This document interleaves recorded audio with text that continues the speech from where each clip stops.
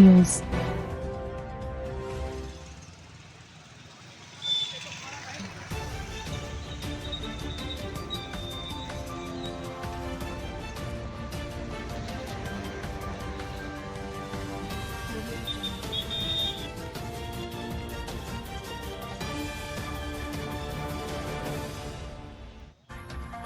नमस्कार, मैं हूँ राजा राम त्यागी और आप देख रहे हैं फक्कड़ न्यूज।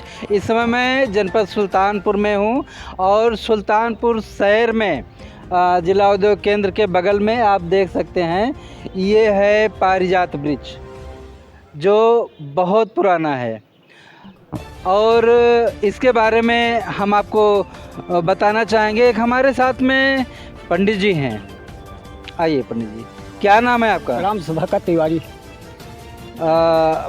कितना पढ़े हैं आप? ये कुछ नहीं पढ़े हैं। मैंने ऐसे पूछ लिया है। ये इस पेड़ का क्या नाम है? पारिजात कल्प वृक्ष। पारिजात कल्प वृक्ष। कल्प वृक्ष एक अलग होता है, पारिजात वृक्ष अलग होता है। एक का पेड़ है, दोनों दोनों पेड़ है। एक समूल मंथन से लिखा है 14 रतन में एक रतन। वाह। एक बाराबंकी, एक अपने सुल्तानपुर में। एक बाराबंकी में है, एक सुल्तानपुर में। फूल हो, कली हो, 6 महीना हरा रहेगा, 6 महीना पत्ती झाड़। अच्छा, और इसके बाद कहीं नहीं है? नहीं, पूरे विश्व में तीसरा है ये नहीं कतो। एक बाराबंकी का अपने सुल्तानपुर में। अच्छा, गूगल पे 5 जगह है, जानकारी 2 है। जानकारी 2 है। हाँ। तो कितना पुराना है, क्या इतिहास है इसका? ये द्वापर का पेड़ है, समूल मंथन से लिखा है। द्वापर में कौन से भगवान थे? कृष्ण भगवान। द्वापर में कृष्ण भगवान। हाँ, द्वापर में। अच्छा, कृष्ण भगवान के समय में समुद्र मंथन हुआ था? हाँ, समुद्र मंथन पक्का कृष्ण भगवान के जमाने में समुद्र मंथन। हमारे ख्याल से तो सही ना है, बताओ मैं आप। नहीं। अच्छा, पता लगा गूगल पे। यहाँ पे हमारे साथ कुछ भाई लोग हैं। भैया क्या नाम है आपका? चबाई ना चबा रहे, क्या नाम है? धीरेन्द्र कुमार। धीरेन्द्र कुमार जी। यहाँ पे कैसे बैठे हैं, किस लिए? बैठे हैं, आप छाए हैं, घूमने टहलने आए। अच्छा, ये चूँकि हम दिखाना चाहते हैं पारिजात वृक्ष है, तो यहाँ पे बहुत सारे लोग आते हैं। यहाँ पे आनंद मिलता है ना भैया? जी, छाया मिलती है, बढ़िया आनंद। क्यों बहन जी, कैसा लगता है आपको? बहुत अच्छा लगता है। अच्छा लगता है जी। इसको देखने के लिए आते हैं कि बैठने के लिए? नहीं, देखने के लिए आते हैं। मन में कई सारे वो होते हैं कि हाँ, मतलब कल्प वृक्ष के नीचे जा रहा है तो हमारे मन में जो भी रहे वो माता जी या भगवान जी जो भी हो पूरा करें, और अच्छा भी लगता है, मन को तसल्ली भी मिलती है। बहुत अच्छी बात है। यहाँ पे एक माता जी, ये काफ़ी देर से कह रही कि हम बहुत कुछ जानते हैं, तो इनसे भी जानना चाहेंगे। हाँ माता जी, बताइए, इस पेड़ के बारे में बताइए। भैया ये द्वापर का है। द्वापर का? द्वापर का है पक्का। कौन से भगवान थे द्वापर में? द्वापर में कृष्ण भगवान थे। अच्छा। और कृष्ण भगवान थे, माता कुंती थी। माता कुंती ने इनको वो तो अलग बात है, उसकी बात नहीं, मैं पारिजात वृक्ष की बात कर रहा हूँ। ये पंडित जी बता रहे थे हाँ। कि समुद्र मंथन से निकला है। हाँ, सही है? हाँ, बिल्कुल सही है। समुद्र मंथन में तो कल्प वृक्ष नहीं निकला था। बेटा 14 रत्न ये भी निकला है। अच्छा, ये भी है? हाँ। अच्छा, वाह। हाँ दादाजी, बताइए इस पारिजात वृक्ष पेड़ के बारे में क्या जानकारी है आपको? क्यों यही सुना जाता है कि एक जगह महाभारत के समय का है। अच्छा। हाँ। क्या मान्यता है इसकी? की मान्यता है कि वो कृष्ण जी से कहते हैं स्वर्ग से लेकर आए थे वो अर्जुन। ये लोग घूम रहे हैं, जो इसका क्या महत्व है? महत्व ये है कि अब इसको जो पुरातन थोड़ा का इधर है, आ जाइए, वो चलाने जा। हाँ, जो पुरातन का है, हाँ। स्वर्ग से आया हुआ बता रहे हैं लोग। हाँ। तो हम लोग तो हिंदू धर्म के हैं। हाँ। इसलिए उसको पूजनीय मानते हैं, पूजा करते हैं। अच्छा, केवल पूजनीय मानते हैं और पूजा करते हैं। और लोग आते हैं तो जिसका काम पूरा हो जाता है अपना मानता भी वगैरह मानते हैं। हाँ। ठीक है, हमारे साथ कुछ युवा लोग हैं और इनको ज़्यादा बेहतर जानकारी इसके बारे में ये बढ़िया बताएंगे। क्या नाम हो भैया आपका? जी, मेरा नाम सत्यम चौरसिया है। अच्छा, ये जो पारिजात वृक्ष है इसके बारे में आप कुछ बताइए, क्या जानते हैं आप? जी, ये माना जाता है कि ये 100 वर्षों से अधिक बहुत पुराना वृक्ष है और 100 वर्षों से अधिक, मतलब कई सालों, मतलब वर्षों से पुराना वृक्ष है ये। हजारों अगर कहा जाए तो? अरे बिल्कुल कह सकते हैं। मैं इसके बारे, हाँ, कम पड़ जाएगा। मैं इसके बारे में जानता ज़्यादा तो नहीं, लेकिन हाँ, इतनी जब से जानता हूँ, इतना लोग यहाँ आते हैं, पूजा अर्चना करते हैं, सबकी अपनी मनोकामनाएं हैं वो पूरी होती हैं। अच्छा। और ये इसका पुष्प जो है बहुत ही सुंदर होता है और कहते हैं कि वो पुष्प जिसके सामने से गिरता है मतलब तो बहुत ही सौभाग्यशाली माना जाता है जिसे ये मिलता है पुष्प। अच्छा। और इसका पुष्प भी 3-4 महीना पहले जो है खिला था, अभी इस समय फिर आएगा जो है। तो अच्छा, बहुत अभी- सुंदर, इसमें फल नहीं होता है क्योंकि ये हमारे पूरे भारत में, विश्व में जो है माना जाता है कि 2 ही 3 वृक्ष है, एक बाराबंकी में है और यहाँ पर है एक वृक्ष जो है। अच्छा, ये हमारे कुछ हैं, हम इनसे भी क्या, जैसे कि कोई बता रहा है द्वापर युग का है ये पारिजात वृक्ष, कोई बता रहा, अभी भैया बता रहे 100 वर्ष पहले। तो आपका क्या कहना है? लगभग हमारे बड़े भैया पूछी जानकारी। बड़े भैया। आइए विचलन करते समय इनके पूरी हिस्ट्री के बारे में जितना मुझे ज्ञान है आपको हम बताते ऐसे कुछ जो है हैं। चलते समय आप अच्छी बात। अंकित। अध्यक्ष कल्पवृक्ष सेवा समिति यहाँ का जो संस्था चल रही है उसका मैं अध्यक्ष हूँ। वाह, और- ये तो जानकारी हम लोगों को किसी ने दिया नहीं, और अच्छा कि आप जो इसके अध्यक्ष हैं पारिजात, अच्छा मीडिया प्रभारी भी हैं हमारे भाई। और अब बताइए जी सर। जी, इससे पहली बात तो सबसे पहले मैं शुरू करना चाहता हूँ कि समुद्र मंथन के समय अच्छा। 14 रत्न निकले थे, हाँ। जिसमें से एक रत्न आप भी पारिजात कल्पवृक्ष पारिजात है। वृक्ष। जी जी, हाँ। पारिजात को कल्पवृक्ष के नाम से भी जाना जाता है।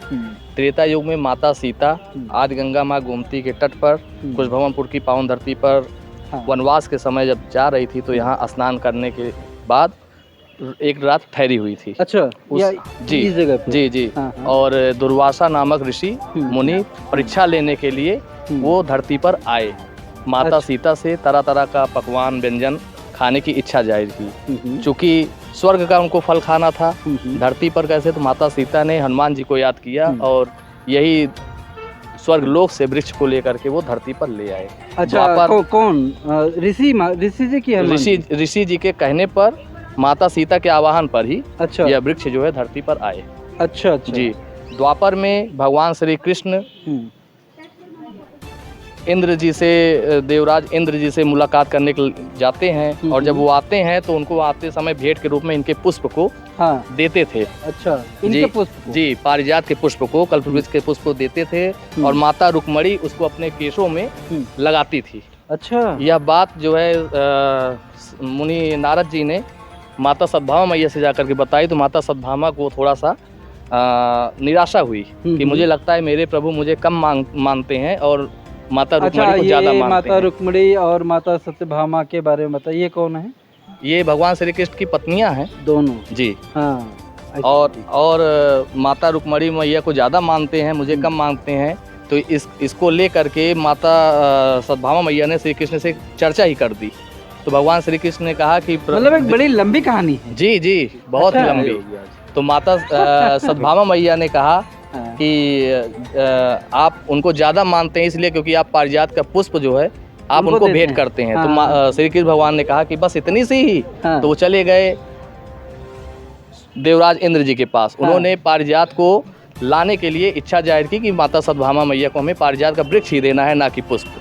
तो उन्होंने कहा कि वृक्ष को तो ऐसे नहीं दिया जा सकता है, इसके लिए हमें युद्ध करना पड़ेगा। अच्छा। हाँ, ये आप पराजित आप हमें करके ही इसको आप पा सकते हैं। तो महाशिवरात्रि की रात्र में, ये पद्म पुराणों में है यह कथा। अच्छा, पद्म पुराण में? हाँ, पद्म पुराण में है। महाशिवरात्रि की रात्र में यह युद्ध होता है देवराज इंद्र से भगवान श्री कृष्ण का। अच्छा। जब सुदर्शन चलता है तो ये देवराज इंद्र जी की माता सामने आ जाती है। उन्होंने कहा कि जैसे मैं तुम्हारी माता हूँ वैसे वो इंद्र की भी मैं माँ हूँ। तो उनका सुदर्शन वापस जाता है, पारिजात को वो अपने साथ लेकर के धरती पर लाते हैं। माता सद्भामा मैया को पारिजात का पूरा वृक्ष ही दे देते हैं, कल्प वृक्ष का। तो वो वहाँ स्वर्ग से लाया गया कल्प वृक्ष जी यही है? जी, ये वही है। अच्छा। इसीलिए हजारों वर्ष पुराना है, लगभग 5000 वर्ष पूर्व।